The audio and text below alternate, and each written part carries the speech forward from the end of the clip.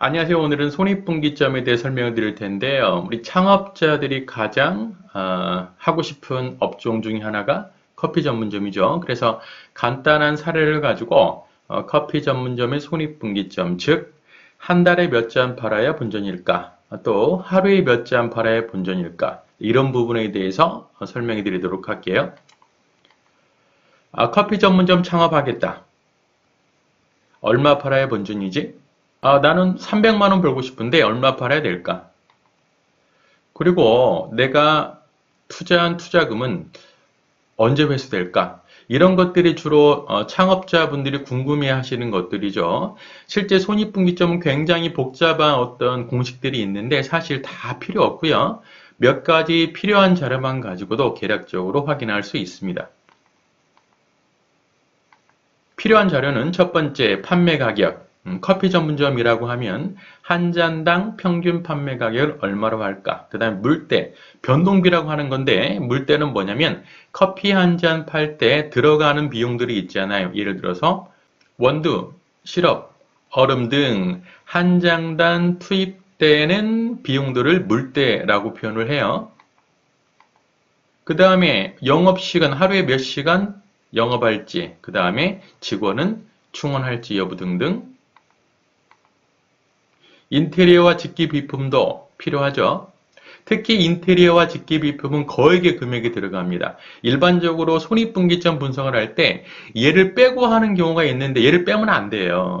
창업자 입장에서는 이 투자금을 얼마나 빨리 회수할지 여부에 따라서 손익분기점 내용은 달라질 수 있습니다.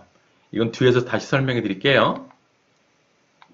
마지막으로 임차료하고 기타 경비가 있겠죠.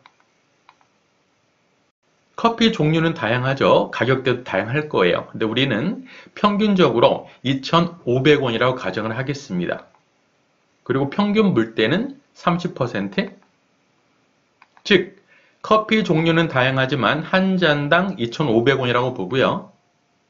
물때는 가격의 30%. 이 안에는 원두, 시럽, 얼음, 컵, 홀더 등이 다 포함되어 있는 가격이에요. 두 번째, 영업시간과 직원 유무. 영업시간은 오전 11시부터 오후 8시까지 하루 10시간 영업하는 걸로 하고요.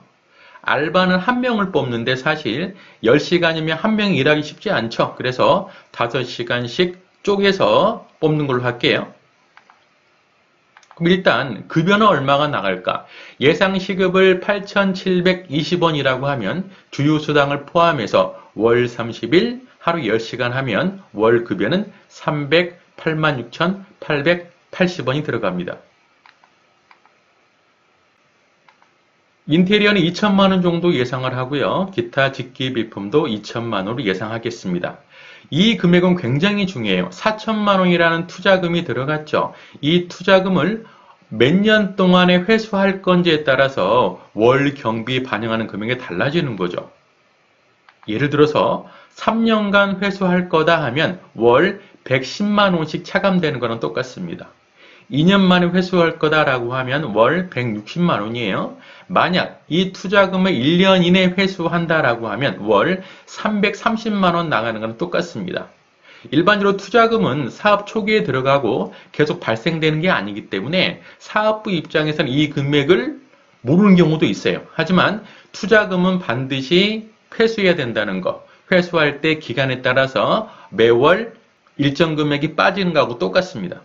즉 경비하고 똑같은 거죠. 임차료와 기타 경비, 임차료는 관리비 포함해서 월 250만 원이라고 하고요. 기타 경비는 월 100만 원이라고 하겠습니다.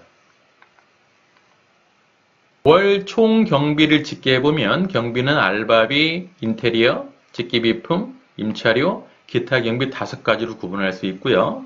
내가 투자한 금액을 3년 이내 회수하겠다라고 하면 월 총 경비는 거의 770만 원 정도 되고요. 2년 이내 회수하겠다라고 하면 월 경비는 820만 원 정도 됩니다. 1년 이내 회수하겠다라고 하면 월 경비는 거의 1,000만 원 나가는 거랑 똑같아요. 특히 인테리어 직계비품 초기 투자비용 4천만 원은 초기에 투자되고 추가로 나가지 않는 비용이기 때문에 사장의 입장에서는 비용이라고 생각 안 할 수도 있는데 투자금도 반영을 해야 정확한 손익분기점을 찾아볼 수 있습니다. 만약에 투자금을 3년 이내에 회수한다고 하면 본전이 되는 월 판매 잔수는 4,400잔 정도 나와요. 어떻게 계산이 됐냐면 월 운영 경비를 한 잔 팔았을 때 이익으로 나누면 돼요. 월은 30일이니까 일 판매 잔수는 147잔이 되고 일 매출은 36만원 정도 됩니다. 투자금을 3년 이내에 회수한다고 할 때 나는 300만원 벌고 싶어요. 그럼 경비 더하기 이익을 잔당 이익으로 나누면 월 6,113잔을 팔아야 돼요. 하루에는 204잔이 되고요. 일매출은 50만원 정도 됩니다. 만약에 투자금을 2년 이내 회수하고 싶다. 본전되는 월 판매 잔수는 4,700잔 정도 되고요. 월 운영 경비를 잔당 이익으로 나눈 거죠. 일 판매 잔수는 157잔이 되고요. 일 매출은 40만원 정도 됩니다. 돈 벌어야 되겠죠? 투자금을 2년 이내 회수하고요. 월 300만원 벌 판매 잔수는 6,400잔 정도. 근거는 경비 더하기 월 300 나누기 잔당 이익 하면 돼요.